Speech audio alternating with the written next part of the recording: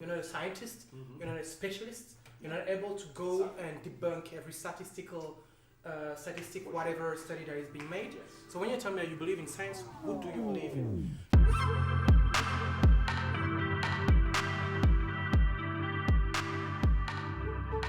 Welcome back to Just One Beer Podcast, yo. If you've noticed, we have a different setup for this week's episode because special circumstances require special people. So I'm so glad to introduce you today to our two beautiful freaking guests. We got Joe on that side, we got Omar on that side. Thank you for coming to the show, guys. Thank you for inviting us. I mean, I was telling Max the other day that I absolutely adore being with two of you, like the people, like the same, like the people like you, because I think you beacon so much like positivity and happiness. Like you cannot really see that from other people. Like Joe and I knew each other. We were roommates before, a couple of years ago, and absolutely adored this guy. Every one of my friends, like me, like you met all of them through me, and so Max, all these other guys.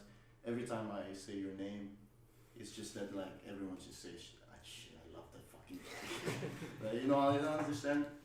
So it goes the same with you, right, Omar? I think like even with my family and everything, we fucking love you and shit. So I love your family too. So I'm just really, really happy for you guys to be here. I want to start off with like what you guys been doing nowadays. With all these corona and shit. Just tell us something like, tell about something yourself, man. Like. Well, I've been graduating a few days ago, a few weeks ago, like 2 weeks ago, something like this. Congratulations. Thank you. And since then I've been trying to figure out what to do, talking to some companies, like doing some freelance work. Obviously I'll have to find some sort of stable base. But we're in Denmark, and I will have, if needed, unemployment benefits. So there's no worries. I'm just taking my time now and enjoying my my freshly gained freedom. I mean, like you've been studying so much. Yeah, bro. I swear, like when I used to go home, this guy was on front of his laptop, bro, the whole fucking day trying to do all this like. Yeah, but it was at the time as well. I was trying to do 2 masters at the same time, and I mean I could have done it. I just didn't have the discipline. And and tell the audience how old you are, man. Doing 2 I'm masters. 23. 23 years old, everybody, and doing 2. That's really normal in France. In France, yes. But it's right in Denmark. I'm basically a baby getting into the job market, which is both a challenge but also like feels really great, But isn't just like a lot of opportunity for you since you have like 2 masters and everything? How do they usually look at that, like from your experience and everything? I think in general people are surprised when I say my age because they think that I'm older. They assume that I'm older when I'm saying more like where I've been masters. They don't ask so much for my background, and I guess the level of conversation I also make them believe that okay, this guy's like 27, 28. So I mean everything, like everyone has his own path in life, and mine has been to, in this Danish context, to finish my studies like quite early. I think it's an advantage. I mean, in here, it feels good to be quite younger than most of the people who've had the same studies as me. So do you think you have the same opportunity as well in France? Like. Yeah, well, in France it's another battlefield. It's a bit more intense, and it's probably like everyone has 2 masters as well. It's not really a flex anymore. No, I mean actually it's okay. My path was not so glorious. I mean, without CBS, my path wouldn't have been so glorious in France because it's a very different system, very elitistic system, and I just didn't go through kind of the royal way, the royal path. But nevertheless, I think that having an international experience, mastering English is not to take for granted in France, and like all of this combined, just would make a good profile if I decided to go back to Paris. I mean, it would only benefit you at this point, right? Exactly. It's not like it's gonna bite you. Exactly. But what about you? Omar was like, you've been going through similar things, right? You've been back to school. It's been a while I haven't seen you. Yeah, it's been a long time. On the complete opposite end, I haven't graduated. I haven't even graduated high school. But like Joe said, everybody has a different path in life. I'm not, Exactly. I'm not lost. I feel good. At the moment, I'm working a lot with art. I have a lot of experience with musicians. So currently, I'm working on some music videos with some people, and I've been to some sort of film school. It's a production school. It's not really a film school, but I learned how to do film. And at the moment, I'm trying to find somewhere to continue studying film, like as an internship. Oh, that's nice. Yeah, I've spoken to a few different companies. A company called Final Cut for Real, and the person who introduced me, the contact I have, I work with. She's the mother of a child who I take care of in daycare.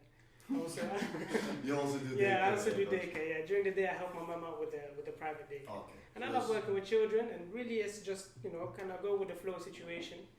I have no fear, I believe in destiny and fate, so the future's planned already. I can't Just getting fucking there. work with kids, man. I absolutely hate kids, bro. But I do want one on my own, but I just don't like the kids for right now. That's another good thing for me. My mom keeps telling me this is experience for when I get my own children, hopefully. Because it's not easy being a father, and now you get to, I get some, tips, heads up, like I know what's coming. Actually, tell the fans, like, how many kids you want. I mean, how many kids I want? You can tell them the numbers, bro. Come on. Shock the world, bro. That's all it. Okay. This is not real. It's a joke I keep making. Yeah. But, okay, I'm going to have 4 wives. Each wife give me 10 kids. 10 kids, that's 40. 40 children get 4 wives, each get 10 kids. I have an army to build, I'm preparing, Yeah? Yeah. And if the army don't work, then 2 football teams play against each other and I keep making That's actually pretty good. It's pretty good. Quite entertaining.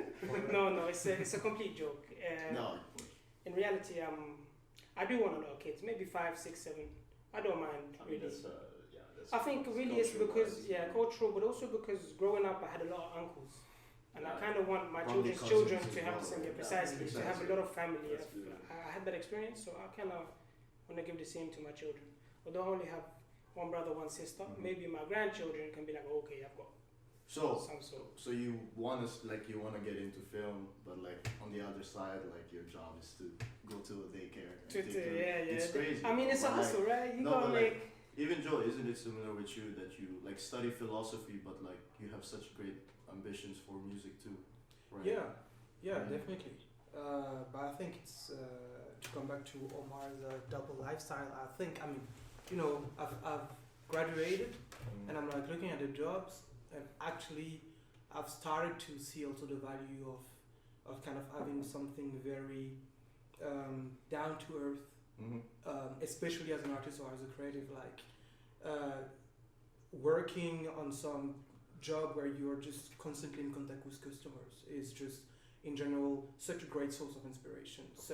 It's what fuels your artistry, your creativity in general. So, but yeah, speaking about that, like elaborate on like the music group that if you didn't know, Joseph has this. It's called Outcast. They have an EP out actually. We will find you'll get it later at the end of the show. But like, he actually has you guys produce rap music and yours is mostly in French. That's why like we were listening to it the other day and we felt bad that we couldn't understand it because you have such great flow and everything, but we just didn't know what you were saying. And like, did you ever like feel like that limits you as an artist? Like some people don't understand what you're saying and shit like that.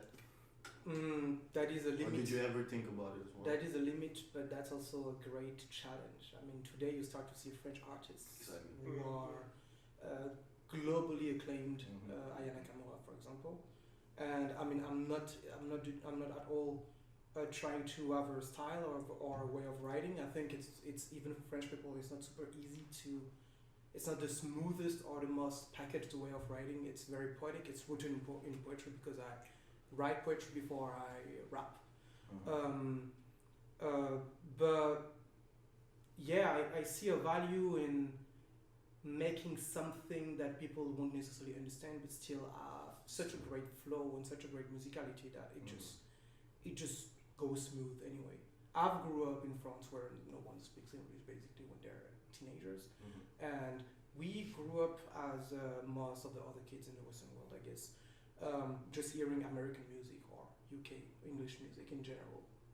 We didn't understand, but all of these rappers, all of these artists in general were so good that, you know, They had you listen without understanding yeah, necessarily. and they it's brought fine. their own like personality in the music. Exactly. And everything. 100% today we hear a lot of French music, and Mhm. honestly, a lot of people, you don't really need to understand a song to listen to it anymore, Exactly. right? No, Because you like now, the flow, you like the precisely, it can even just be a the mainstream song that pops up and But comes. sometimes they also yeah. We listened to what Despacito was.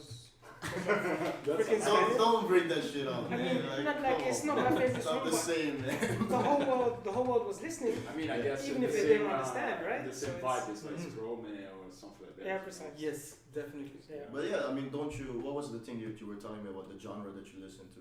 Conscious rap was it? Conscious rap, yeah. No, Mhm. I prefer conscious rap. You know, when it's a rapper that's giving some sort of political statement, some sort of social statement, someone who's got something to essentially teach the audience. You So know. it's like Stormzy.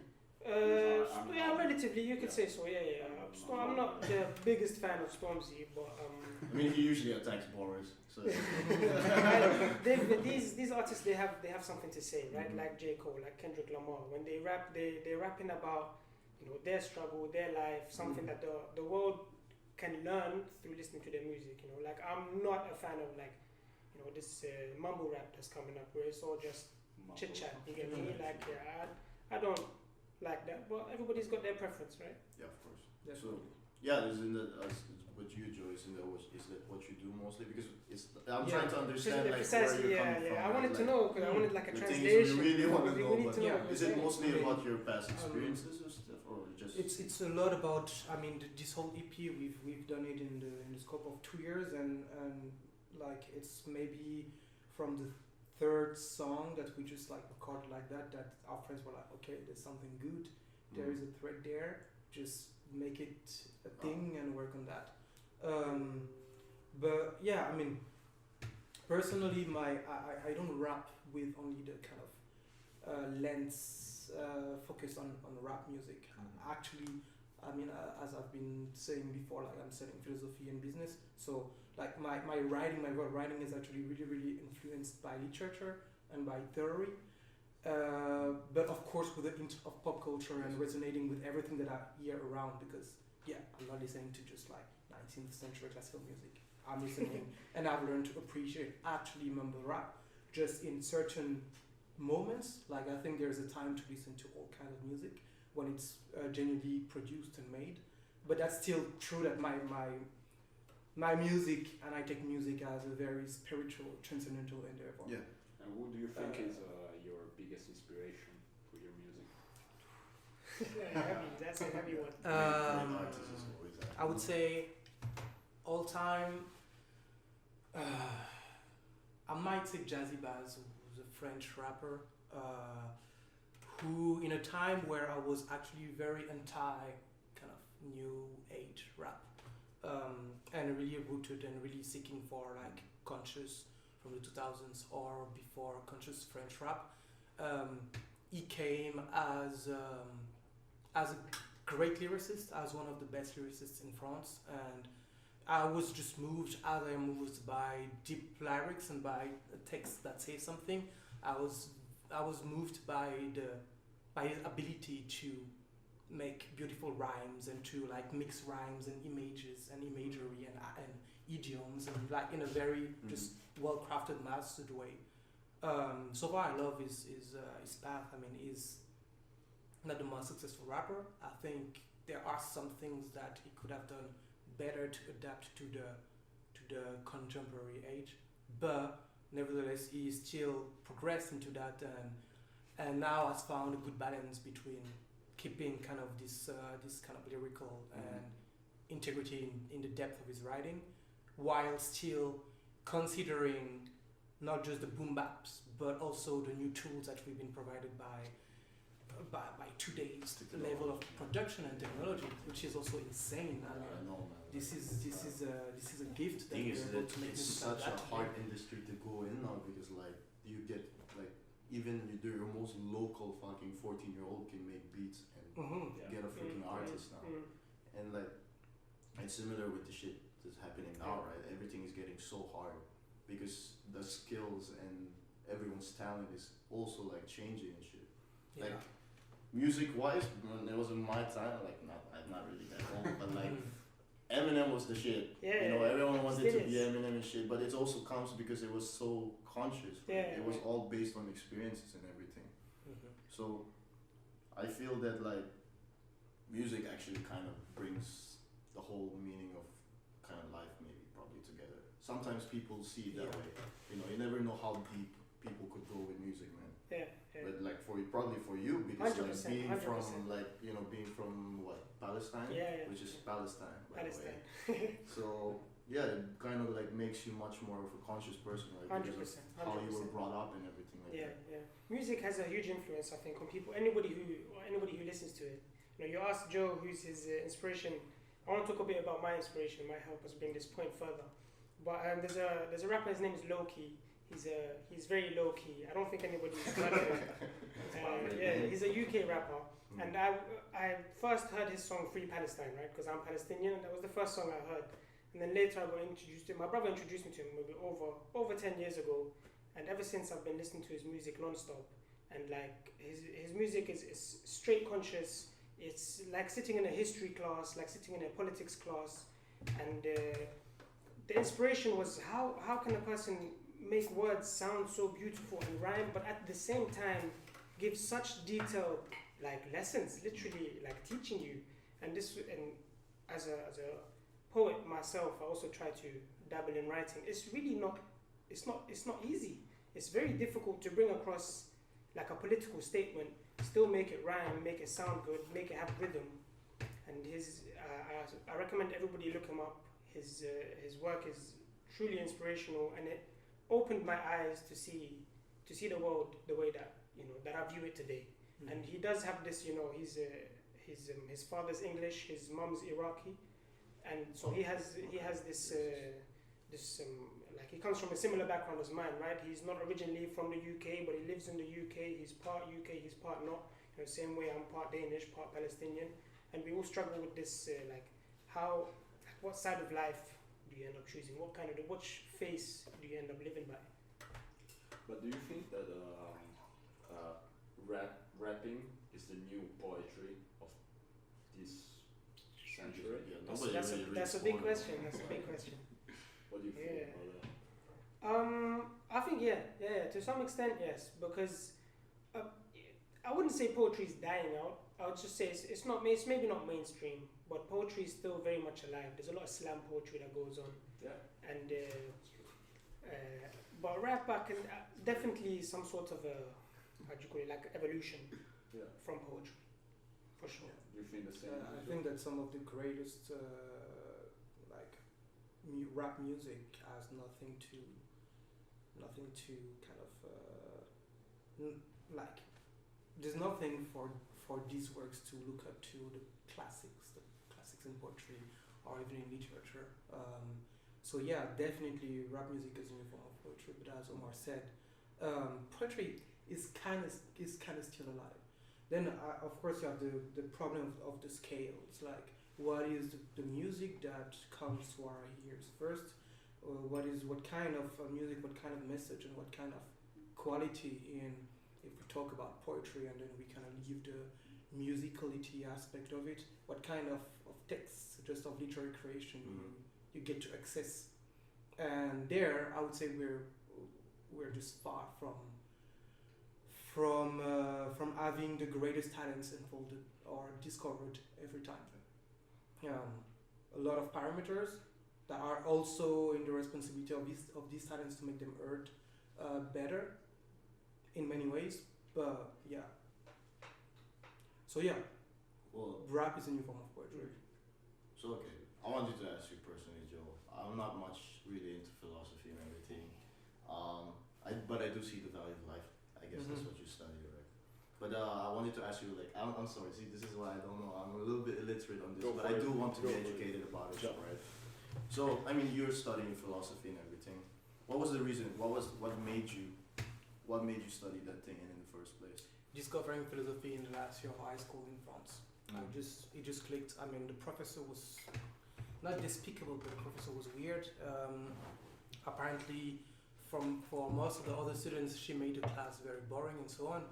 But I think just the scope of the questions, it just resonated with some part of my intellect, and I was just captivated by the scope of these questions.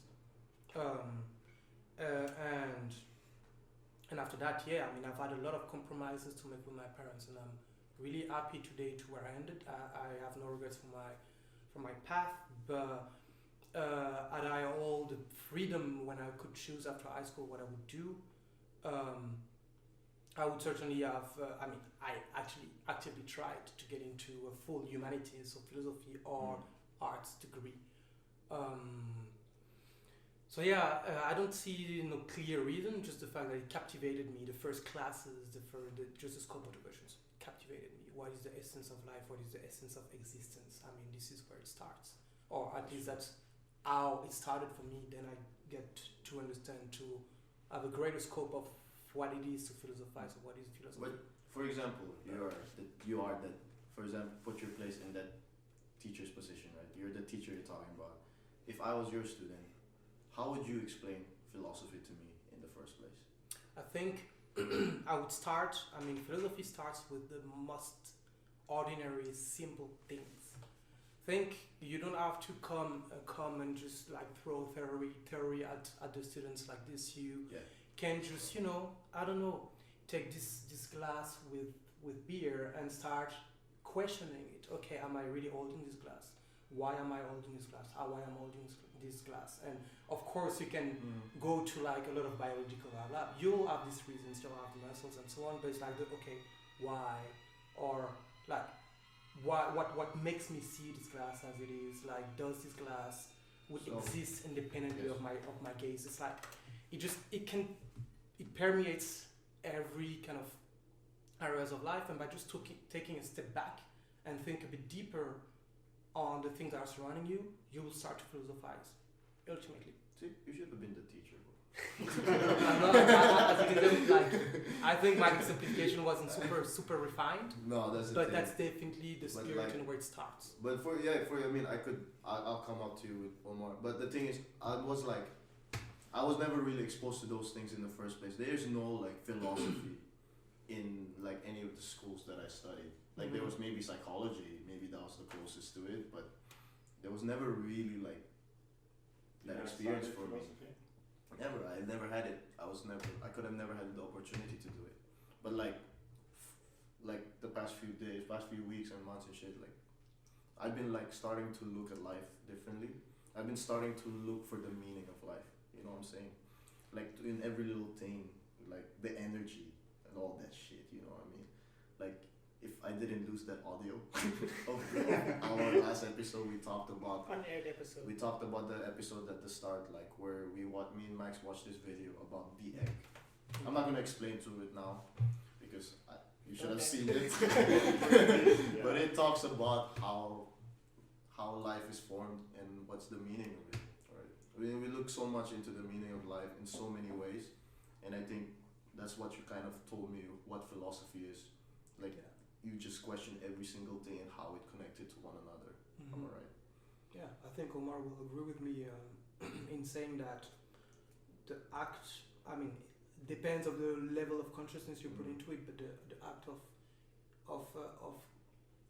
making artistry, of creating, writing, or just making rap music can be like very well searching for meaning and then a philosophical exercise. Definitely. I mean, I think naturally, this is a bit of my own thoughts, but I think from within all of us, there is a part of us, part of our nature, that has to search for the meaning of life, and we all do it through our different ways. Whatever your lifestyle is, even if you're unconscious or unaware of it, there's a part of you that's searching for meaning. I don't think a person can live a content life without having some sort of meaning that they can believe in or lean on. It was interesting at the start when you said that you actually believe in destiny. Yeah. What you mean, like, how do you believe in destiny? Why do you believe in as Yeah, a, as It's not a like I'm attacking you. yeah, no, of course. As a religious person, I believe there's fate. God has written that which would happen to us. Everything is written before us. We like, it's been planned. We're just unaware of it, right? So I think I'm destined to be here today. The plant is destined to look like this. It's fake. From every it's fake, whatever. Someone made it. From every atom in place right now to every galaxy, that's exactly where it's supposed to be. I don't think anything is not where it's supposed to be. I believe right now, this universe, this world, whatever you want to call it, this creation that we live in is precisely where it's supposed to be because God put it there. And in a sense, I believe you can be chasing whatever you chase, you can plan what you plan, but life never goes your way because it's not your plan, it's God's plan.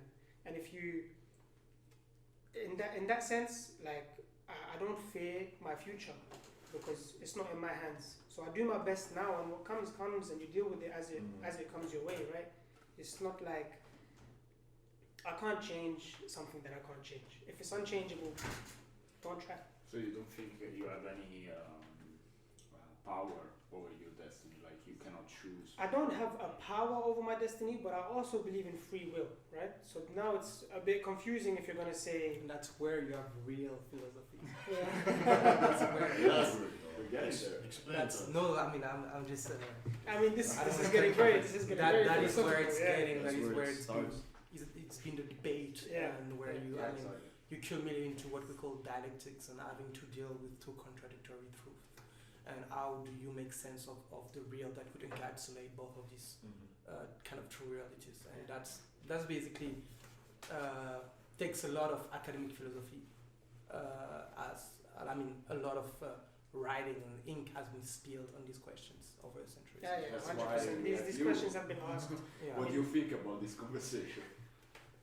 As a philosopher study student, sorry. You know, I would say in many ways today as I'm speaking, I'm more a skeptic than anything else.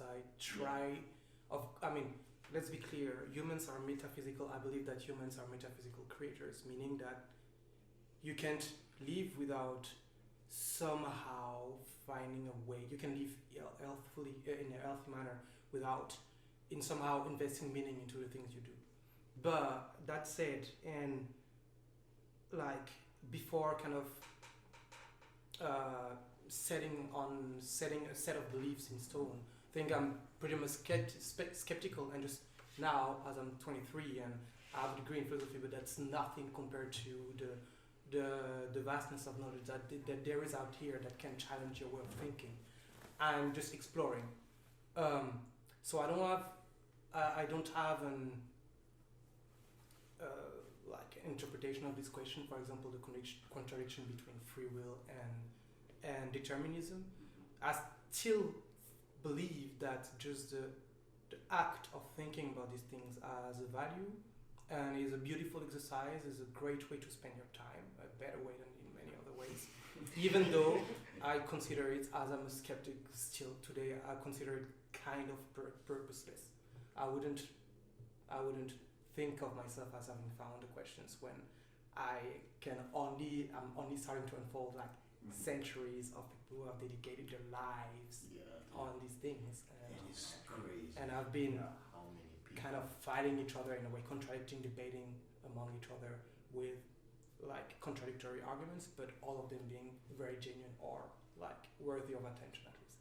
I mean, isn't the point of having people that actually spend their entire life thinking what is destiny, what if we have someone deciding our destiny, then we can actually argue with them, because without those people having the entire life in thinking about those things, we can argue, we can think if it's right or wrong, because if we didn't have them, then we kept on thinking if it's right or wrong by in our existence.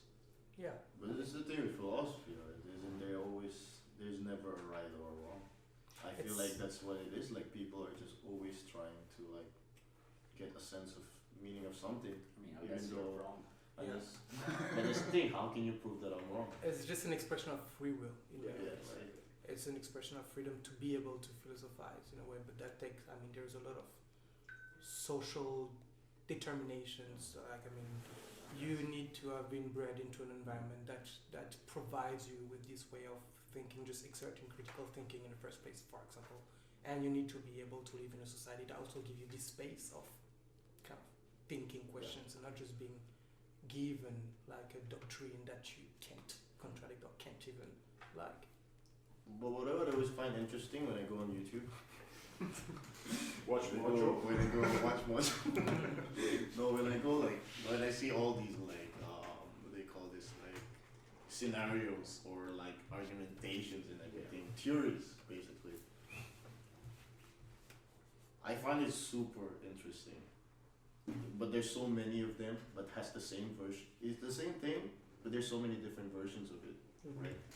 What I wanted to ask two of you is like, do you have a specific theory that you guys, or what the things that you believe in that you guys follow in order to like go through everyday activities, basically, like your whole life? Because there must be something that you believe in, right? And not except faith. Faith is like, I know that you are a strong believer of faith, but outside faith, there's a certain spectrum that like people are following, right? For example, like you must have studied so many philosophical theories. Could you like maybe name one? Yeah, you were basically telling me if asking us if we had a like a set of beliefs or philosophy. Like a favorite theory or some shit. I don't know. Oh, okay. If it's favorite theory, I mean, what my point was, if you ask me for a philosophy of life, I'm gonna tell you like my young ass, and maybe it's just just trying to make up for my lack of bravery to say I believe in that. But I'm gonna tell you my young ass is still Skeptic. too undefined to be like abide by theory. Even though, of course, in my guts I have a lot of things like you know, like I'm gonna see a war or I'm gonna see a dictatorship or whatever. I'm just not gonna like cheer about it. Basically, yeah. But if you tell me about a theory, I would say it's the aesthetic theory of my it used to be my favorite philosopher. Now I'm a bit critical of what he wrote, but it was called Michael Dufresne, French phenomenologist. Phenomenology is the philosophy that is attached to the human experiences. So it's a philosophy, method of research that is really rooted in the kind of everyday life and the surrounding environment. And it was basically my like the thinker that I used for my master thesis on the creative industries and what a lot of people call aesthetic capitalism. Acidic capitalism. Aesthetic Aesthetic. capitalism. Okay, sorry. Alright. Yeah. But like, what about you? Do you have any? What favorite theory? Something I believe in? It's a difficult question. You said aside from faith, but I don't think that's Because that's I know possible. you're a true believer. Yeah. I mean, I don't think it's possible to put faith aside in this subject, in this context. Unlike Joe, I'm not really that skeptical. I think I've found. Okay, first of all, I believe the world has to have a truth, and per definition of truth, then there can only be one and not another one. Like the absolute truth. Right. I believe in an absolute truth, and as a Muslim, that's my belief. I'm a Muslim, and I personally believe that's the absolute truth. That one. What is the absolute It's, truth? there's one God one, and He created this universe that we live in. Yeah. This is my belief. This is what I live by. I use it in my everyday. There's not a day that goes by that I can't return to this thought, return back to this theory, if you want to call it so, with this religion, this practice that makes my life so much easier, so much more bearable. I'm so much more content. Right? But would you ever try to picture this, right? If they never invented or even made religion, and the faith and the whole belief of faith was not there, what would you have done today? That's I would wow. probably that's very hard. I don't know if I don't know if my mind can go there. I've just been. So you're biased. I'm biased, of course. I've lived and born in the culture and the family that I've been raised in. Of course. I'm definitely biased. There's no way that I can see past that. I don't know what a world without faith would look like. I don't think any of us would know what a world without faith would look like, because this world, historically, the world has been changed so much by Christianity, Judaism, Islam, Buddhism. Yeah. It's changed everybody's lives. It's influenced all of us. We live today in what's officially a Christian country, right? And a couple hundred years ago, the churches ruled the world.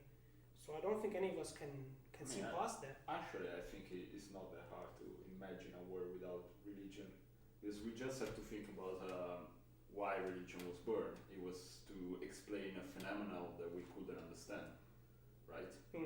So religion was born because why there is a lightning in the sky? It's Zeus throwing at us lightning because we did something wrong.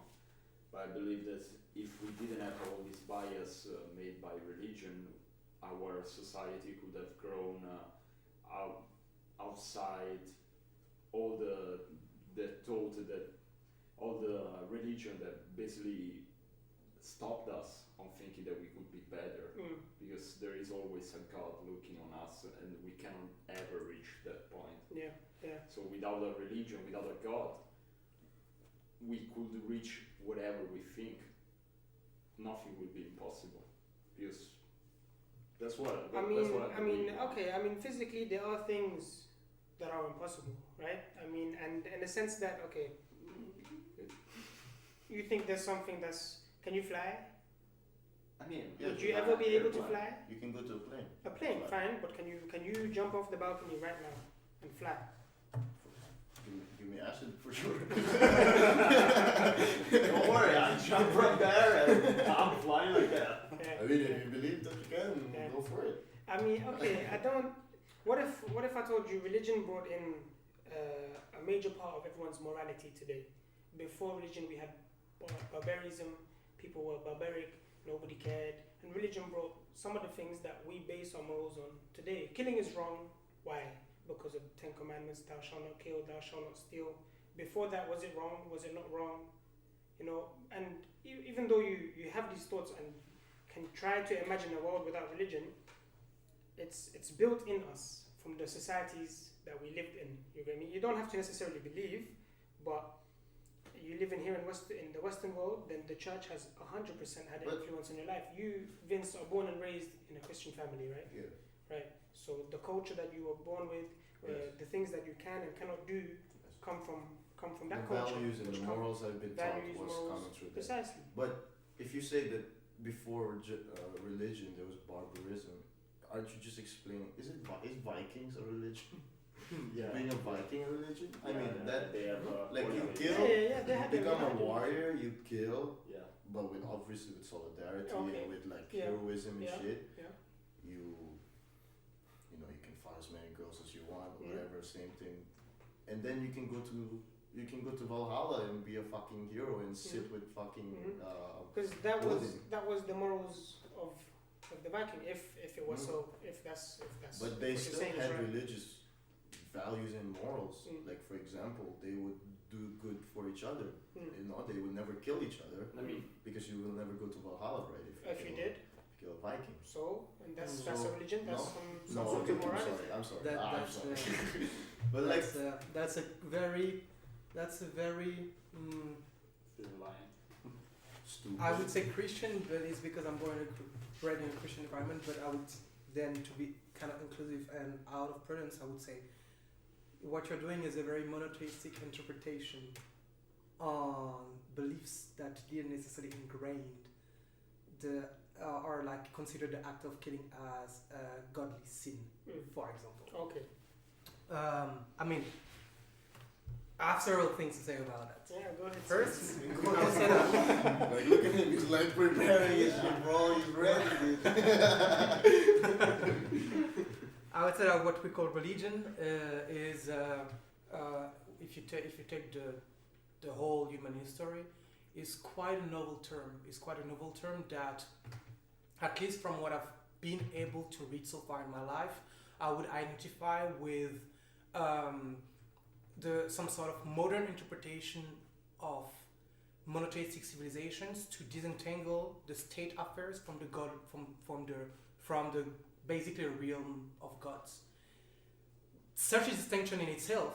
So basically, thinking as yourself in a world that has its kind of own affairs and its kind of own realm that is a product of and certainly part of a godly realm, but not necessarily like fully godly, is something itself that is not to take for granted. I think then that if you sweep away this evolution of us to think about on one side kind of religious in the realm of the godly and the secular society in the realm of civil affairs and so on, you find yourself in a situation where there is no necessarily ontological, existential or distance between what is a god or what is an idol and what is a human. And that's basically I'm driving towards how humans used to live before the monotheistic revolutions coming. So starting with the Jews and the Christians and the Islam, all of these are revolutions in history that literally conquered through a various range of phenomena and various ways of various range of ways. Since then, kind of pagan world, where people would pray to rivers, people would pray to, just like who take the most, in many ways, closest symbolic objects of their surrounding and interpret them in a way that would basically constitute their myth, the Viking mythology, the Greek and Roman mythology, and so on. I mean, in Africa, if it wasn't for colonization, maybe you would still have this way of thinking prevailing, because Africa has been pagan in a longer, like in the scope of human history, pagan in a longer time than Europe and what people say the Middle East, called the Middle East today. So on this, I would say that I believe that humans are, and I think that we could reiterate this reflection for today's society, humans are de facto kind of metaphysical beings. I see a very clear connection between the fact of infusing meaning into your daily life and somehow taking for granted some greater principle that maybe you haven't thought about, but that is kind of ultimately or somehow in a way, and then it's like really technical kind of like argumentation, but that in some way drives your behavior. So, I think that the elaboration of morality has to do with the success of a lot of religions around the world. Like we could take Buddhism or Shintoism, Christianity, Islam, and so on. They've managed to use at best their context to elaborate, and certainly some beliefs ingrained in their theologies to elaborate systems that would make them kind of anti-fragile, that would make that somehow, certainly also out of randomness, they would take over other ways of thinking in history. To come back to what you said, I wouldn't say that like some sort of morals, like kind of morality is to be taken for granted, as a or at least the way you invest this morality is to be taken for granted in such a identical ways, considering different civilizations. I mean, before, for example, Christianity, if you take Europe, if you take the Roman Empire, I mean, it was normal to have slaves, children. It was normal to do whatever you wanted to them when you were a master, when you were an owner, when you were a citizen of the Roman democracy. Like, there was just a whole part of the population that was not granted rights, and there was just basically, in many ways, their theology is being able to legitimate kind of the survival of the fittest approach. That was ingrained in their moralities. There were some sacrifice and so on. There was just a complex system of how gods are supposed to respond to the earthly kind of endeavors that was fundamentally different from the monotheistic religion and religions, and certainly other ways of other kind of pagan interpretation of existence. in this way, today also, you could, when I hear there's no gods anymore, I'm like, God is dead. God is dead, as Nietzsche said, but he also said that the remains of Christianity would stay ingrained in humanity and in our civilizations for the centuries to come. Like, we've maybe killed in the Western world, we've maybe killed kind of our traditional gods, but we have invested our beliefs in many other gods, whether they are somehow this vague thing that we call democracy and human rights. And when you're not able to retrace it to where it comes from, you don't really know what it means. But that's a form of religiosity. I mean, what would justify that I just don't stand up right now, take a knife out of your kitchen and kill you? Like if really there is no kind of metaphysical principle, maybe not as people caricature a man with a beard in the sky, like pulling the strings of humans, okay? But in another way. So faith, in a way, I think is inescapable for humans. It's a curse and it's a blessing, but it's something that is very, like, very much we need a part of our nature. And as Joe is saying, I have very much the same thought, the same belief. As I spoke about earlier, we write poems or poetry, and I have one that I'm working on now. It's called Worship, and essentially it's around the idea of what do we worship? Because I might say that I worship a god, but like Joe's saying, I believe everybody has this innate nature to worship. Whether you worship something that is physical, whether you worship something that's like democracy, can be or worshiping capitalism, yourself as well. yourself. Like, It could be money, it could be drugs. You can be worship. What is worship? I think is just essentially like, it's a difficult question, of course. I But think it's just to make ourselves feel good. I think. for example, to make I ourselves think feel to good, but to relieve make some ourselves kind feel good can come from so many different ways, right? Like, Maybe becoming successful and being rich is your way of feeling good. So you spend your whole life determined to do that. Is that not worship, or is it? but why does it have to be on an entity, like a But it doesn't. non-existent entity? But it doesn't have to be. I Which is mean, precisely the point. But that's the thing. What I question about religions the most is that they believe in something that So has not given us any signs of proof. the at all. idea in They religion, exist. when you Prove me wrong. Like, tell me just one fucking proof that God exists. there's no Physically, proof. There's no proof, but at the same tangible time, proof. tangible proof. bro. The problem here becomes a theory of knowledge and what you consider proof, right? Because proof can be, I can touch it, so it's there, right? And that's one way of proof. But you can also see, I can feel it. Is it not there? Are your emotions there if you feel them? That I feel God. No. If you feel happy, does that Okay. mean your emotion is there? Yeah. But you feel it. Show me some physical proof of happiness. Smiling. Smiling, no. You I can can be cry really and sad right smile. now. You can cry and smile. Okay, but You that can is do a that. physical. That It's not that physical. is physically It's proven. it's though, not that physical. when you smile, you're happy, right? It's not physical. that's, What else do you? That how is do you not a describe when given. someone is smiling? What do you say? Why is he so happy? Not Like, necessarily. what is he smiling? no, right now I'm smiling, and my smile Like, means look what at the you, fuck are because you you're- saying?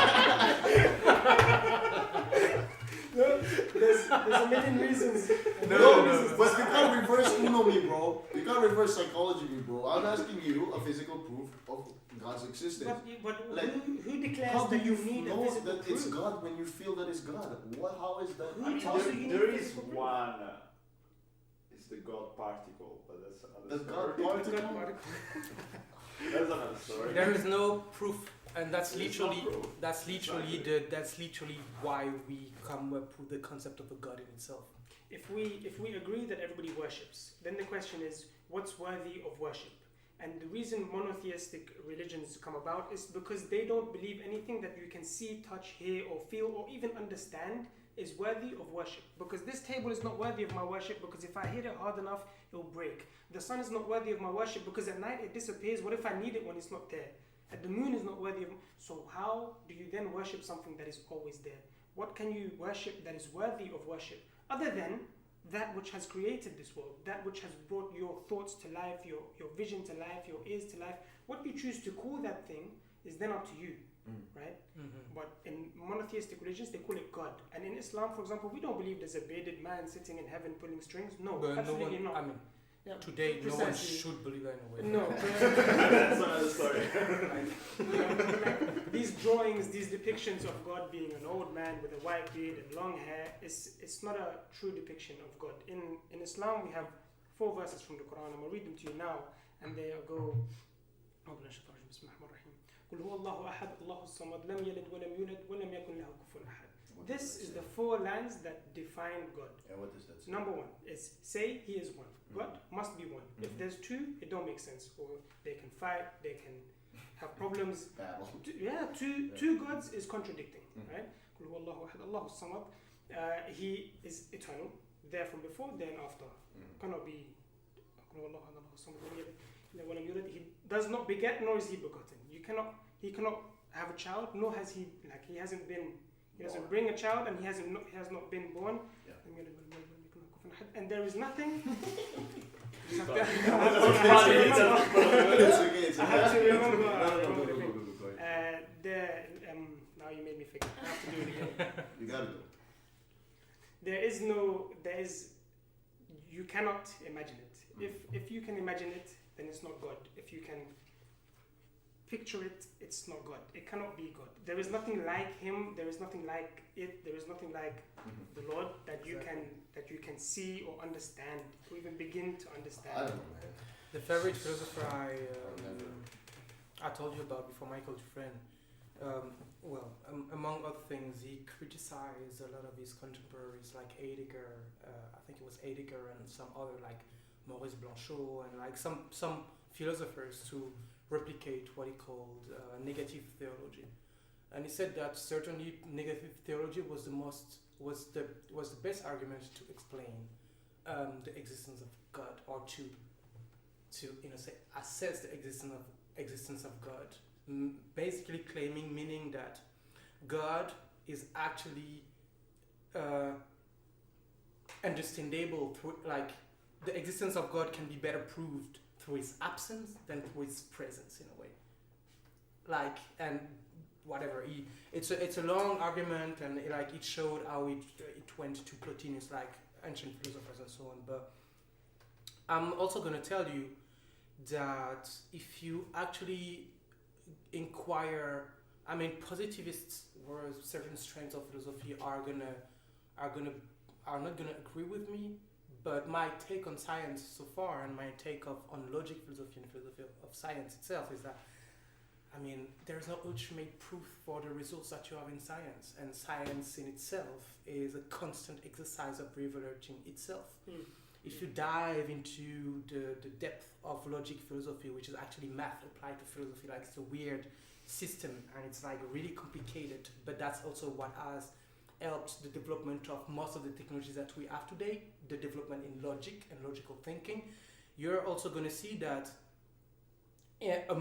among certain philosophers, at least, and some of the most recent ones, because the development are quite recent, that what we call the foundational axiom in science is not proven. So basically, you are elaborating a theory, a whole theorem to prove something. You base it, whether it's deductive or inductive, whatever. Where do you start? And how do you prove where you've started? How do you prove that your first assumption that is going to take you to, regardless of how it came from, how are you going to prove this first assumption that's going to base all of your thinking? That's just a very, very easy way to be like, okay, where is the final proof that also gives us this truth on science? And I actually think today that one of the most, science today and studies and this and that, and basically working with numbers and this whole what we call science, putting it against religion, is today one of the most prevalent forms of control and basically cultivating ignorance. No. We can't literally physically know if God exists. A great religion is supposed to have internalized that, otherwise it will be debunked in matters of decades. it has to be made kind of robust to these claims and to these foundations. But that's the same for science. The thing is that we have this for religion. Yeah, it's not true. Of course, these books are really literal. They've been written centuries ago, and they are, in the ways they've been written, maybe outdated to explain a lot of our questions. And once again, I could come back to how all of these questions are actually just eternal repackaging of the same thing, because gays were a question, and the rights of the gays were a question when Christianity was appearing within the Roman Empire, and they've been a question in other civilizations as well, or their integration of homosexuality, for example. These questions have been remaining here. But ultimately, science doesn't go further than that into proving us what is. Otherwise, we wouldn't just be doing what we have done, what we're doing today, like, in a way. So inquiring on the essence of things. Science can tell you how things are. It cannot tell you why things are. And that's what religion is for. And both are rooted into the same stuff. Wasn't it for religion, we wouldn't have science today. Maybe science actually flew off and taken its path, and today is pretty much understood as a contradiction to religion. But without religion and without the specific theologies and the influences of various of civilizations that developed intelligible systems of understanding the real, without modern scientific ways of calculating or whatever, there wouldn't be modern science at all. And inquiring into these questions is infinitely hard. Fucking chill, man. And it's very contradictory. You've been tripping me since we've been roommates, bro. But yeah. Every time you talk about these things, Yeah, there are gears in my head that are starting to work again. beautiful. Like it's been shut down for years, Yeah. and now it's rolling again. And I'm trying to grasp all the things that you've said. And to be frank, I don't really have a sense of The best thing I can do is just the best thing that I could do is obviously to get educated about these things, which is lacking, if I was honest, right? But what I would take is obviously that you said that religion cannot be proven to existence, right? And that's okay with me. But there's so many things that I cannot believe in, and I don't know how to prove them either. And I've been trying to look for answers and shit. And through these things, maybe I could learn how. So maybe for some people that are same as me out there, right? I would definitely just say to just kind of read about these things, because you trying to explain it to me, and there are so many other people that think like me, and if you've been asked these questions before, and to be able to answer like that, I think is a great way, because I think you kind of put some direction into my thinking. That's what I would get a take off from these conversations right now. And to be proven wrong is also okay, and not that I'm right at all, actually. but obviously that's the thing with philosophy, right? It's always questioned, right? But the thing is, you put some kind of structure in it, at least the thinking of people. It can need That's to. what philosophy is. It just has to mean something afterwards. It cannot just be said without no reason. So going to that, I think it's good. Yeah. I wanted to bring to light a quote. I love this quote, and it's it's this one. I looked it up because I forgot who said it, but it's by Francis Bacon, and he says, "A little knowledge of science makes a man an atheist, but an in-depth study of science makes him a believer in God." This is one of my favorite quotes because it's something we see a lot in the world as well. There are so many scientists that begin their journey thinking that there's no such thing as faith, there is no such thing as God, and they begin their studies in biology, be it, I don't know, even chemistry, physics, and they begin thinking this is all just knowledge. Science will bring me some sort of understanding, and the more and more in depth they go, they find themselves ending up this is all so technical, so beautiful, and it works in many ways. Purposeful, right? And it's only after they study, for example, the cell, they then understand there is no way this can happen by chance, and they end up believing furthermore in a God, in a creator. I just wanted to bring this beautiful quote to light. Thank you. I mean, Welcome. alright. As a person, I don't believe. like in any religion. Mm-hmm. They believe in science in the way that he can explain everything. And I'm a person that pushes science in every direction. So like how the Big Bang happened, it was like there was so little chance for the Big Bang to happen that it happened, and I believe in that. It's like 0.0000000,000 of 1% that it happened. It happened. You questioned it's, me, it's science. and I want to question you. Yeah. Do you believe in maths? Yeah. Mathematics. Yeah. Okay. What's 0 plus 0? 0. Okay. So if there was nothing, this is what the Big Bang claimed. There was nothing, then there was a hydrogen, and the hydrogen hit another hydrogen. But if there was 0, how can you derive 1 from 0? 0. Is it only 0 or 0? There was nothing, right? 0 point. No. 0.0000000. There was. I mean, because Big Bang claims, not my own. The claim with there was nothing. the point is. Or where did there was a hydrogen, one hydrogen, right? Where did this hydrogen come from?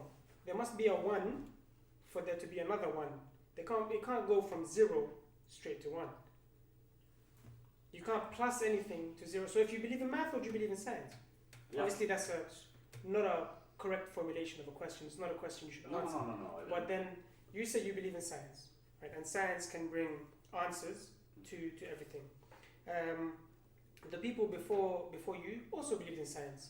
Back before they believed when the earth was flat, they believed in science, right? And science then said the earth was flat. Some guy was like, nah man, it's round, it's a sphere. And they probably chopped his head off because that's what they did. Thank you. That's what they did back then.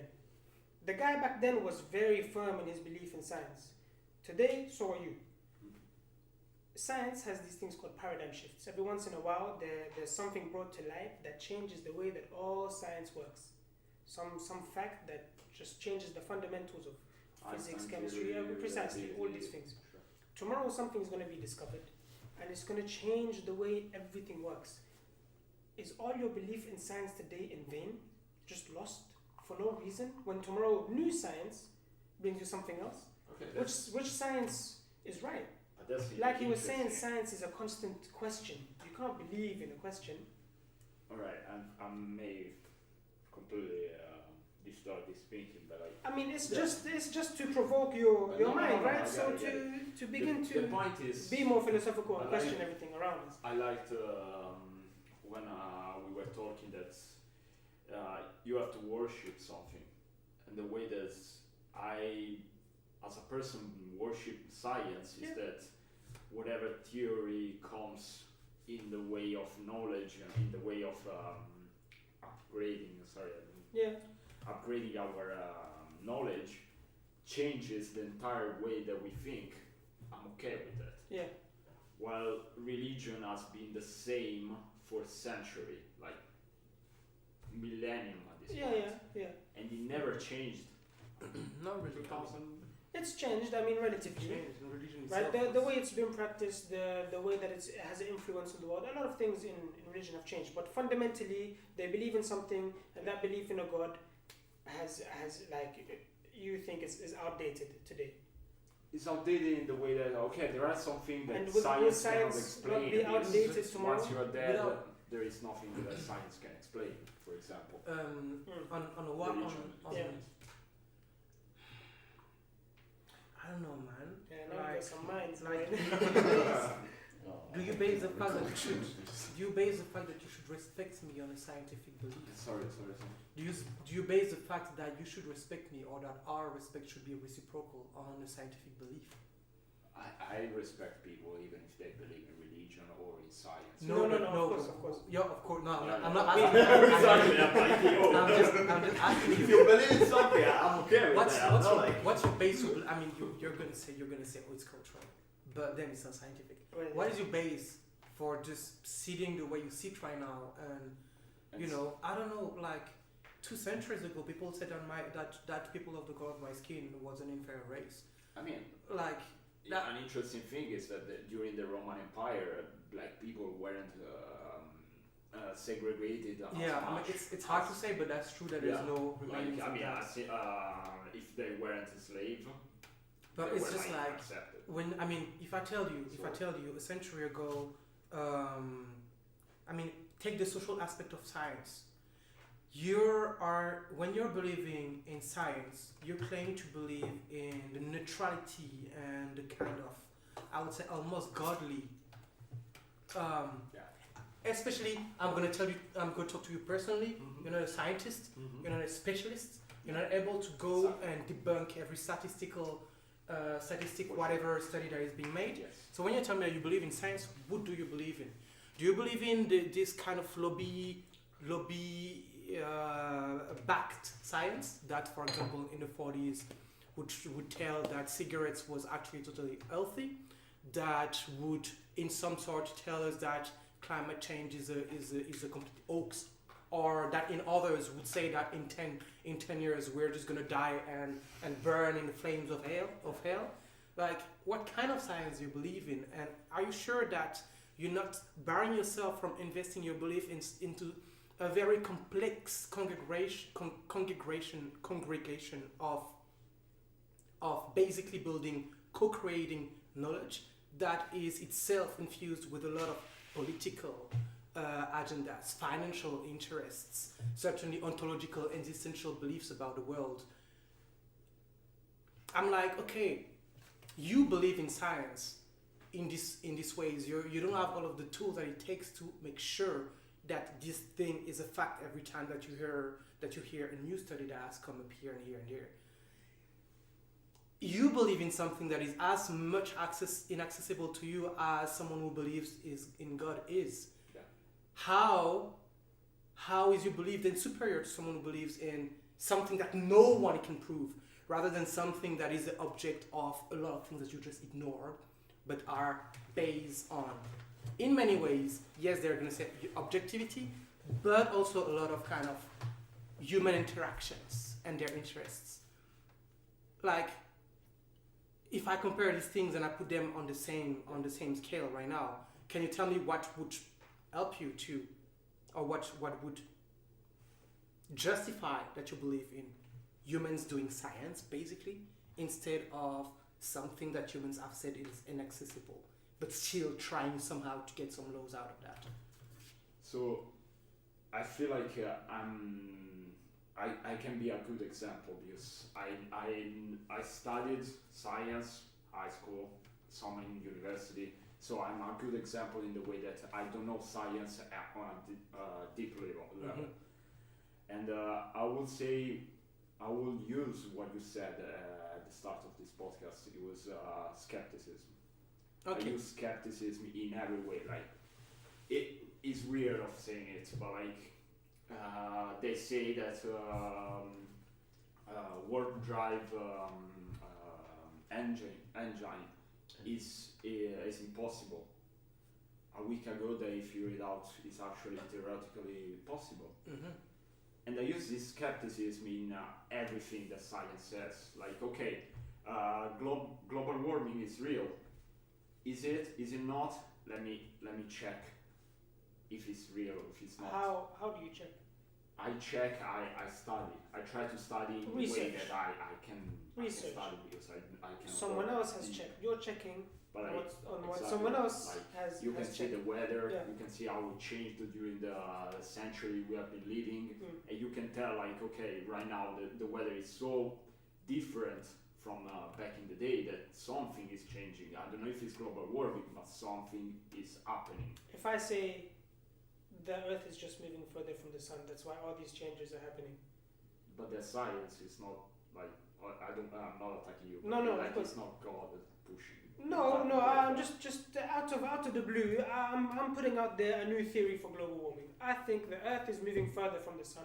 Let me check. Let me check. I mean, that's the basis of science, isn't it? Like, to check whatever people says. The thing is, somebody, a more knowledgeable person than ourselves, could come here and give me maybe 10, 20, 30, maybe even more reasons to why it's not the Earth moving further from the sun. What can you right now? How can you do it without any of these like information that the other guy had? Precisely. So how can you then base your belief on something that, which is Joe's, you barely have access to, just as much as I barely have But access how to. can you also believe religion. that someone that has To- written a book for you? To actually, yeah. I mean, it's the same thing, right? Yeah, no, but Someone must have that's wrote that's that, exactly what and we're saying. someone It must is, have made a study of it. of course, It is just a fact of proving it, trying to prove it right or wrong of course. by getting methodological Yeah. proof, like getting data and everything, all that shit. That's what science is based on, right? Yeah.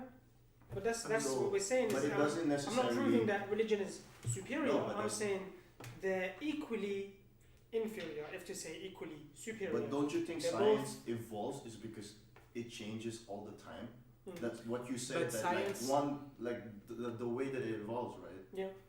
Sometimes you start with a theory and go move on with that, right? Mm. Get data and shit, Mm. and along 20 years or 30 years after, there will be some other dude that's gonna study that theory Mm. and get another data. of it. Yes. Until you get into a full circle of full of data and everything, Yes. that you recollect all of that, Mm. and it goes to an absolute, like, for example, an absolute truth. But no. Because But it's not absolute. There is no no, absolute okay, truth. not absolute, but like just one factual data about it, and it's There isn't. then it's But there developed. is just But plenty. How I mean, can you say that if you haven't like? But that's the thing with science, right? let's It just keeps going, I mean, evolving. let's not. I mean, we could go into the details of how. I mean, and I myself, I'm a bit versed in philosophy, in scientific philosophy and so on.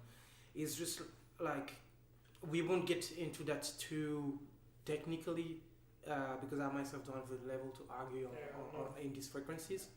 But there's just a lot of variables in mathematics in general that are just a variable about the thing we don't know about the variability or probability. In general, science culminates into probability, and probability is basically, especially about the things we can't know. So in a way, yeah, I want to say to your defense, I want to say, like today, a great argument to believing in science would presume that you also believe in the fact that humanity is genuine. And that all of these complex systems of funding and researching and selecting the best scientists so that they can assess theories and make calculations that are going to serve politicians and then are going to be distributed for the global masses are all, like, you can uncritically say that all of that is done in good faith. And I'm okay. I mean, if you base your belief in science on that, I'm just gonna be like, well, it's justified, but I wouldn't be uncritical about that because I've read about how science can be corrupted, and in general, I consider history as mostly shit and mostly torture and mostly humans killing themselves, and a bit here and there of like peace and like kind of in how we look at the lens of the world of history, how we look at history today with our lenses, a bit of like pleasant, genuine times in humanities. Humans are too flawed, and they are, as Hobbes said, man is a wolf for man. Like, that's the model I go through, and I decided myself not to abide to the fixed, stable belief into a certain God, because I knew that kind of this thing wasn't the oeuvre of God itself. Why would I abide to believe then, to put kind of the same amount of faith into the kind of degraded practice that is still showing a lot about our intellect and our sense of uncovering a lot of the details of our existence and the world that surrounds us. How would I invest my belief into that instead, when I know that humans are flawed too, and I know that like science has been used since it somehow gained some authority over over theological matters. It has been used as a justification for most of crimes against humanity. Like, I see the world today, and I said there's too many problems and too many economic inequality, and basically too much too much appropriation of knowledge and circulation of knowledge among a certain part within a certain part of the world that is pretty much the elite of our global world, for me to just abide to everything that will go through them. I'm not able yet, and that's something I'm going to work on throughout my life, to actually be able myself to go into a statistic or whatever social scientific study and see if the data fits with the conclusions that are going to be made at the end of the article, and with subsequently the article that is going to be just given like that to people to fix their belief about something very complex and resume it to a sentence. This is how things are because this study showed that. This is like, in between these two, there are a lot of ways it can fuck up and knowledge can be distorted. Knowledge you had about this thing. So taking away even the fact that we make mistakes and that our knowledge is basically situated, and an humble argument would say that it's also then subject to change. All of the ways something that it would be absolute truth could be fucked up in the chain of going down to the masses, and all of the ways it could be invested with political blah blah blah blah blah blah. I'm just like, Yeah, there's so many factors. I'm just like, I would rather get into the Bible and look at 20 centuries of theological debate and get the best out of all of these things, and all of these books are very, very, very, very contradictory, and from which basically you can justify a lot of things and their opposite, and kind of connect it to my own life and see what I can get. And I'm talking about Christianity right now because I'm bred in a Christian environment. I'm not myself a convinced Christian, but I'm exploring these questions for this matter. Yes. I just know that science is not where I'm just gonna like, close my eyes and be like, we have the answers.